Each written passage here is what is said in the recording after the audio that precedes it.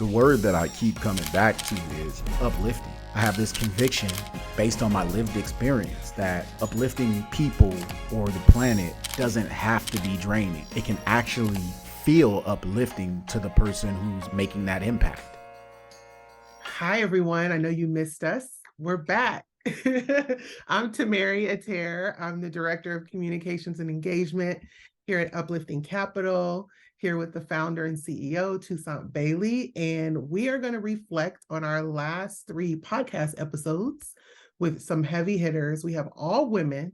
And I have to mention that it is Women's History Month. We're all about women's history all year long, but it just so happened that we're recording this and we've had actually 4 women on our podcast to start the year off. So it's been great.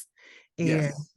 Yeah, T, what do you think about that? And I'll say, so you wouldn't say this because you are one of them, but I feel like I am all over the place. My face is all over the place, but a lot of people don't know the incredible women of Uplifting Capital. My wife, Denise being one of them, our chief of staff, Tamerri, obviously, being one of them, director of communications and engagement, Sarah, our director of impact and our kind of fearless leader in that area. And then Linda Asante, who is my fellow board member, our investment committee chair, and just all around rock star. And so I like women. I'm raised in a house with my mom and sister, and live in a house now with 3 incredible daughters. They have their mom kind of strong energy, which I like, which feels native to me, and so. I have been surrounded by really, really powerful, been blessed to be surrounded by really, really powerful women my whole life. And that continues to be the case at work and at home.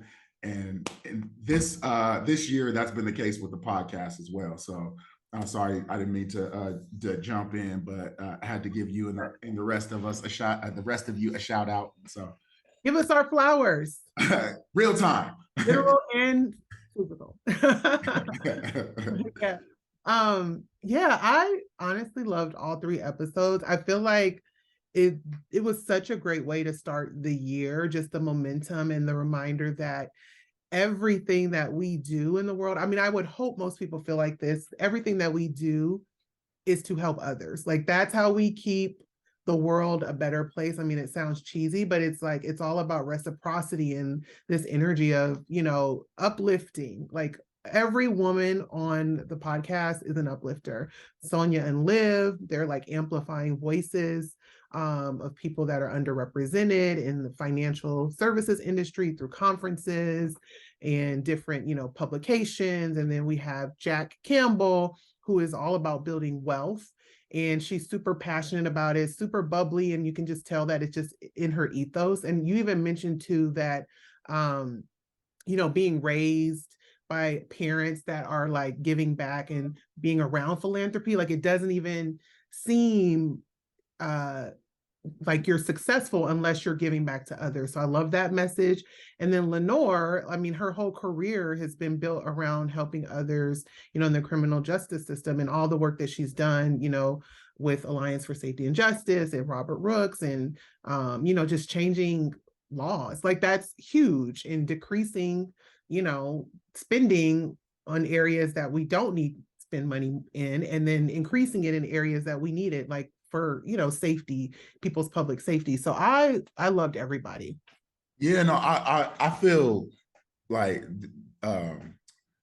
so fortunate. Like the fact that I'm humbled by the fact that these 4 women are in my network, in our network. It's crazy to me. They individually, they all have blown me away and all continue to blow me away. Like just going down the list, like Sonya and Liv, I don't know if people appreciate like what they're doing just hasn't been done before. Like I've never even heard of what they're doing. Like the world, like circumstances are begging for it, but there was no market where people said, you know what, like we're going to be customers of making conferences more inclusive, more diverse, and more representative of what the world and what our country looks like. That wasn't anywhere. Like that literally came from those two feeling a pain point, seeing a need, and inventing something with a business model around that. To me, like particularly from the two of them who were doing okay in other careers and in other endeavors, and were like probably sufficiently comfortable with what they were doing, already doing stuff to give back. It's just I'm just blown away by not only the vision to do that, but also the execution on it. Like they actually have made this something tangible, something meaningful, and something real that people are now looking to. Like people are looking to choir certification. People are looking to the Voices platform as a resource.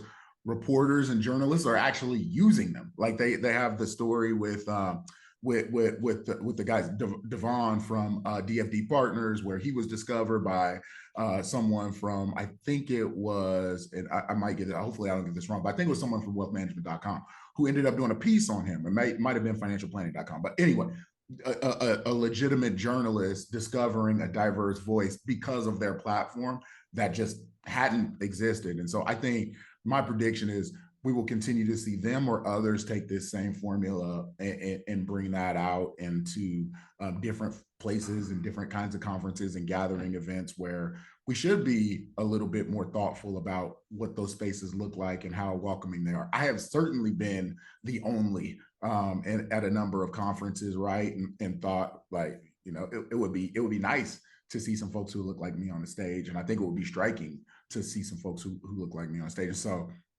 nothing but props for them. And then, like you said, Jack, like her whole business is built around legacy. Right? It's built around inclusion. It's built around like uplifting through philanthropy. And so, to me, like there's a multi-level brilliance in what she's doing. It's who she's working with, who she's targeting, what her firm looks like, but then there's also what she's doing with it. So she's not only uplifting people of color and investors of color, she's also helping them to create legacy to uplift others. So talking about things like charitable involvement, talking about things like getting them involved in impact investing and being thoughtful about where their money goes. And you can tell it gives her energy. Like one of the things that we talk about at Uplifting Capital is like uplifting others can and should feel uplifting. Like it doesn't have to feel like a burden. And I don't think it's sustainable if it feels like a burden. You can tell she's uplifted by her work. Like she's just such an energetic powerhouse. Yeah, blessed to know her, and then Lenore and getting to know her work at Alliance for Safety and Justice, and prior to that, her work at the Ella Baker Center. Actually, Denise worked intern for Lenore when she was at the Ella Baker Center.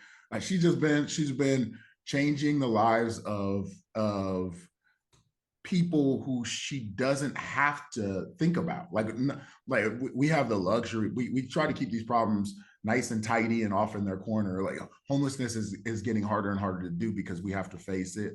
But we haven't gotten there with incarcerated populations or formerly incarcerated populations.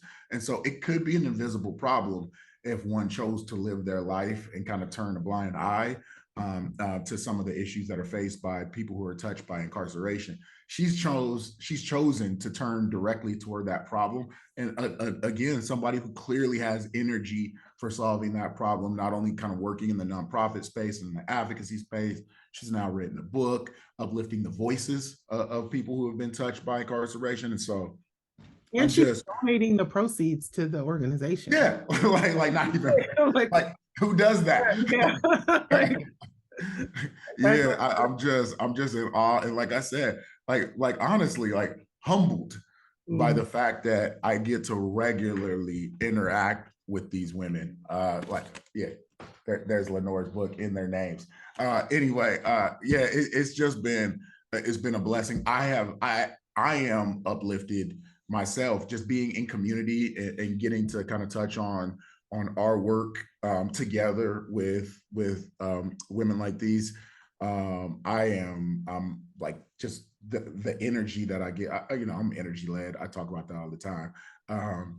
the energy that I draw from these women and getting to work in community with them is just such a gift. And so my I think overall reflection is just like just seeing the gift and getting to work with people like Lenore and Jack and Sonya and Liv. It's been incredible.